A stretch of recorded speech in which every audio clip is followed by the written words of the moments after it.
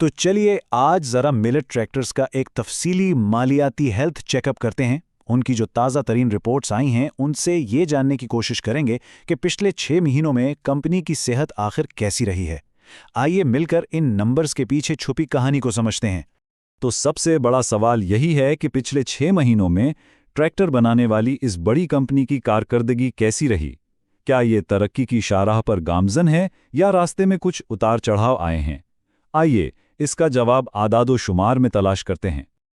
तो अपने तज्जिए का आगाज़ हम सबसे बुनियादी सवाल से करते हैं। क्या कंपनी ने पैसा कमाया? इसका जवाब हमें उनकी प्रॉफिट एंड लॉस स्टेटमेंट में मिलेगा, जो बताती है कि आमदनी और अखराजात का हिसाब किताब कैसा रहा। सबसे पहले तो टॉप लाइन नंबर पर नज़र डालते हैं, यानी रेवेन्यू। इन 6 महीनों में मिलेट ने 28.7 अरब रुपए की सेल्स की हैं। ये एक बहुत बड़ी रकम है और इससे साफ जाहिर होता है कि मार्केट में इनकी प्रोडक्ट्स की डिमांड काफ़ी मजबूत है। लेकिन जैसा कि हम जानते हैं, सिर्फ सेल्स का बड़ा होना ही काफ़ी नहीं। असल कहानी तो ये है कि तमाम खर्चे निकालने के बाद आखिर में कंपनी की जेब में क्या बचा, यानी असल मुनाफा कितना हुआ। किसी भी कंपनी की माली सेहत का असल पैमाना तो यही होता है। और यहाँ आकर कहानी में एक दिलचस्प मोड़ आता है। ज़रा इस चार्ट को देखें। पिछले साल दिसंबर 2024 में मुनाफा था 3.6 अरब रुपए और इस साल ये कम होकर 3 अरब रुपए रह गया है। इसका मतलब ये है कि सेल्स तो तकरीबन वैसी ही हैं, लेकिन कंपनी का मुनाफा कम हो रहा है। साफ जाहिर है कि मार्जिन्स पर दबाव बढ़ रहा है। चलें अब अपने हेल्थ चेकअप के दूसरे हिस्से की तरफ बढ़ते हैं, जो है कंपनी की फाइनेंशियल पोजीशन का जायजा।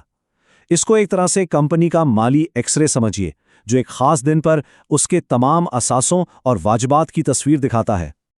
ये देखने में शायद थोड़ा पेचीदा लगे, लेकिन इसका उसूल बहुत सादा है। एक तरफ कंपनी के तमाम असासे हैं, यानी वो सब कुछ जो कंपनी की मिल्कियत है, और दूसरी तरफ वो तमाम वाजिबात हैं जो कंपनी ने अदा करने हैं, जैसे कि कर्जे। ये दोनों पल्ले हमेशा बराबर रहते हैं। आइए इसके एक अहम हिस्से पर गौर करते हैं। असासों में एक चीज़ खास तौर पर नुमाया है और वो है इन्वेंट्री। कंपनी के तकरीबन 53% असासे या तो तैयार ट्रैक्टर्स की शक्ल में है या फिर उनके कर्जों की शक्ल में। इसका सीधा सा मतलब है कि बहुत सा पैसा गोदामों में पड़े माल में फंसा हुआ है। वैसे तो ये एक मैन्युफैक्चरिंग कंपनी के लिए आम बात है, लेकिन इस पर नजर रखना बहुत जरूरी होता है। और अब हम आते हैं असली इम्तिहान की तरफ, जो है कैश फ्लो। क्योंकि देखें, कागज पर मुनाफा दिखाना एक बात है और बैंक में हकीकी कैश का होना बिल्कुल दूसरी बात। कैश फ्लो स्टेटमेंट ही हमें ये असल कहानी बताती है। इससे पहले कि हम नंबर्स देखें, ये समझना जरूरी है कि ऑपरेटिंग कैश फ्लो आखिर होता क्या है। ये वो कैश है जो कंपनी अपने असल काम यानी ट्रैक्टर्स बनाने और बेचने से पैदा करती है। ये किसी भी कारोबार की रगों में दौड़ने वाले खून की तरह है। और यहाँ हमें इस पूरी रिपोर्ट की सबसे बड़ी और सबसे मुस्बत खबर मिलती है।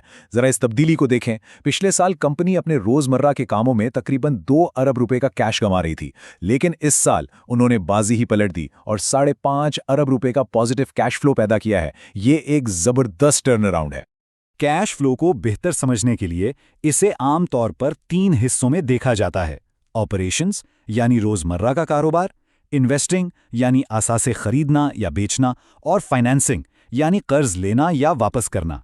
और जैसा कि हमने देखा, मुल्कत की असल ताकत उसके ऑपरेशन से कैश पैदा करने की सलाहियत में नजर आ रही है।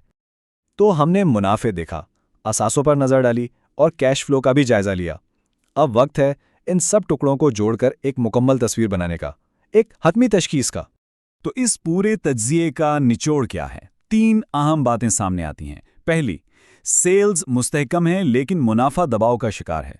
दूसरी, कंपनी के असासे तो मजबूत हैं लेकिन उनका बड़ा हिस्सा इन्वेंट्री में बंधा हुआ है। और तीसरी और सबसे अहम बात, कैश पैदा करने की सलाहियत में एक शानदार बहाली हुई है। तो हम इस तज्जिए को एक अहम सवाल पर ख़त्म करते हैं। मुनाफे पर बढ़ते हुए दबाव के बावजूद क्या मुल्ता का ये ज़बरदस्त कैश फ्लो इंजन इसे मुस्तकबिल में आगे बढ़ने की ताकत दे पाएगा? इस सवाल का जवाब ही कंपनी की आने वाली सिमत का तयन करेगा।